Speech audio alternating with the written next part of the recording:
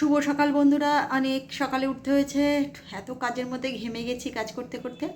যেটা হচ্ছে, ছেলে বেরিয়ে গেছে, ওর বাবার সব গোছগাছ করেছে, এবার নিজের টিফিনটা নিয়ে বসেছি, যেটা তরকারি আর লুচি নিয়ে বসেছি। তা নিয়ে অনেক কাজ আছে, বৃহস্পতিবার বুঝতেই পারছেন। তো চলুন, শুভ সকালের শুভেচ্ছা আর ভালোবাসা, ঘরের মতন এগোচ্ছি।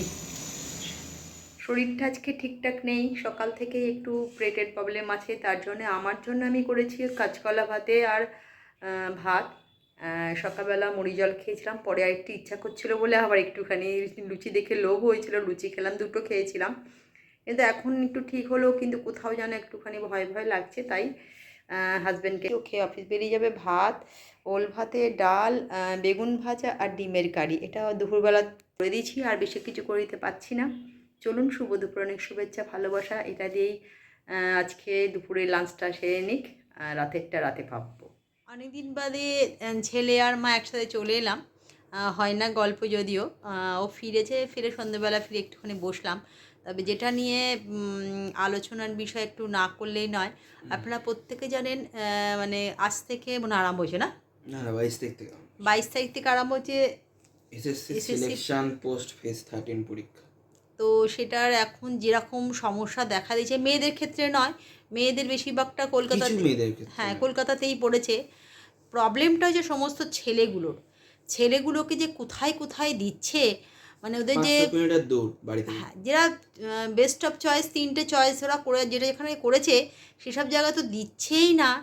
এমন এমন জায়গায় যে 7 কিলোমিটার 8 কিলোমিটার দূরে দিচ্ছে, 8 নয়, 500 কিলোমিটার দূর। 500-700 কিলোমিটার দূরে দিচ্ছে। এবং বেশ কিছু ছেলের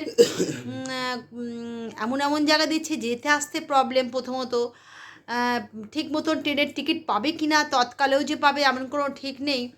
তো সেখান থেকে যাওয়া, আর প্রত্যেকের ক্ষেত্রে সাধারণ মধ্যবিত্ত ঘরের ছেলেরা অনেকে নিজেরা টিউশনি করে সেই পয়সায় পরীক্ষা দিতে যাচ্ছে, তাদের ক্ষেত্র থেকে 100 টাকা করে ফর্ম ফিল আপ করতে হয়েছে। কিন্তু যেতে আসতে আমার মনে হচ্ছে, যাদের এখান থেকে মনে করুন রাঁচিতে পড়েছে অনেকে, তো 1000 থেকে 1200 টাকা যেতে আসতে, তারপরে খাওয়া আছে, রাতের ট্রেনে পার যাবে। পার পার জার্নি 1000 থেকে 1200, হ্যাঁ, এক আসা যাওয়া, একজনের ক্ষেত্রে।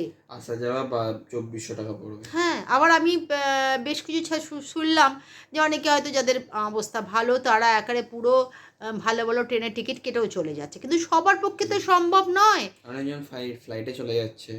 যাদের সম্ভব তারা যাচ্ছে, কিন্তু যাদের ক্ষেত্রে সম্ভব নয়, তারা কিভাবে যাবে? কিন্তু সেটা তো আমাদের কর্তৃপক্ষের ব্যাপারে কোনো রকম কানই দিলেন না, বা সেভাবে কোনো রকম কারণ ব্যবস্থাও কি, নিল না। টিসিএস আমাদের ছিল কি বলে, এসএসসির টিসিএস আগে পরীক্ষা কন্ডাক্ট করতে, এখন একটা এডুকুইফিট বলে একজনকে দিয়ে দিয়েছে। হুম হুম হুম তাদের এডুকুইফিটে কলকাতায় 4টে ব্রাঞ্চ আছে, আর সেরকম ছেলে ধরানো যায় না। কলকাতা থেকে তো অনেকজন ছেলে আর মেয়েরা পরীক্ষা দেয়, ছেলেরা এই জন্য বাইরে ফেলছে মেয়েদেরকে। যারা মেয়ে যে 4টে সেন্টারে যারা ফেলতে পারে ফেলছে, নাহলে মেয়েদেরকেও সামনাসামনি যেখানে ফেলা সেখানে কিন্তু ফেলছে। ছেলেগুলোর, প্রত্যেক ছেলেগুলো বলছি, প্রচণ্ড প্রবলেম। অর্ধেকজন মনে হয় পরীক্ষা দিতেই যাবে না, কারণ এই এতটা 99% ছেলেদের বাইরে পড়েছে।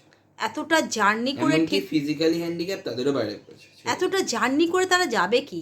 আর ট্রেনের টিকিট তো পাবেই না, জেনারেলে কি কষ্ট করে যাবে, সারা রাত ঘুমাবে না, গিয়ে সকালবেলায় সেই মানসিকতা থাকবে পরীক্ষা দেবার? আমি তো এটা বুঝতেই সারা রাত পারছি না।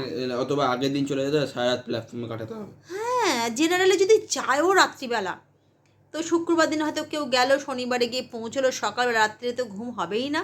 তারপরে সকালে গিয়ে একটু ফ্রেশ হওয়ার মতন নেই, স্টেশনে ফ্রেশ হতে হবে।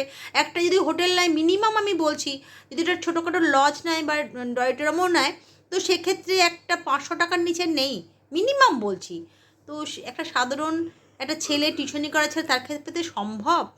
তো আমার অনুরোধ, এই কর্তৃপক্ষরা পরে যেন এটা ভালো কিছু ব্যবস্থা নেয় এই রকম কটা সেন্টার পরিস্থিতি। যেন কলকাতায় খোলা হয়, হ্যাঁ, এইরকম পরিস্থিতির মধ্যে যেন আর না পড়তে হয়, এবারটা হয়ে গেছে, কিছু করার নেই। যাতে বাংলার ছেলেদের বাইরে না যেতে হয়। হ্যাঁ, সেটার জন্য আমারও অনুরোধ, আমার মতন এখানে যারা আছেন তারা প্রত্যেকেই অনুরোধ করবেন যে কর্তৃপক্ষ যেন ব্যাপারে একটুখানি দেখেন। ছেলেগুলোর যা বর্তমান অবস্থা, আমি ফেসবুক খুলে সারাক্ষণই এটাই দেখতে পাচ্ছি, খুবই খারাপ লাগলো। তো আমার এটাই বলার ছিল, অনুরোধ ছিল প্রত্যেকে একটু করবেন। আপনারা আপনাদের মতন করে মোবাইলে লিখবেন, আমি তো লিখবই অবশ্যই, যে ব্যাপারটা একটু কর্তৃপক্ষরা দেখেন যেন পরের বছর যেন না হয়। এটাই বলা রইলো। চলুন রাতের ডিনারে আপনাদের সঙ্গে আর দেখা হচ্ছে। চলে এলাম প্রত্যেক দিনকার মতো রাতের ডিনার নিয়ে। আর রাতের ডিনারটা দিনের থেকে একটু সকালবেলা শরীরটা খারাপ ছিল, ঠিক মতন সব কিছু করে উঠতে পারিনি। খুব অল্প কিছু দাদার জন্য, মানে আমার হাজব্যান্ডের জন্য আর আমার জন্য করেছিলাম। আমার মানে কি আমার শরীরটা ভালো ছিল, আমরা এই কাঁচকলা আর ভাত খেয়েছি, একটু পেটের প্রবলেম দেখা দিয়েছিলো তাই। আর এবেলা ওদের জন্য যেটা করেছি সেটা রুটি, ডিম কষা আছে এখানে, পনির দিয়ে সবজি আর ভাত। এটাই হচ্ছে আজকে রাতের ডিনার। আমার নয়, কারণ আমিও এবেলাও কাঁচকলা দিয়ে আলু দিয়েই একটা ঝোল মতন করেছি, সেটা দিয়েই আজকে রাতে ভাত খাবো। কারণ আগে শরীরটা রাখতে হবে, দুদিন ধরে শরীরটা ভালো নেই। তো চলুন, শুভরাত্রি, অনেক শুভেচ্ছা, ভালোবাসা। আশা করি আপনারা সকলে ভালো থাকবেন, সুস্থ থাকবেন। কালকে একটা নতুন ব্লগ নিয়ে হাজির হয়ে যাব। আজকের মতন গুড নাইট, টাটা।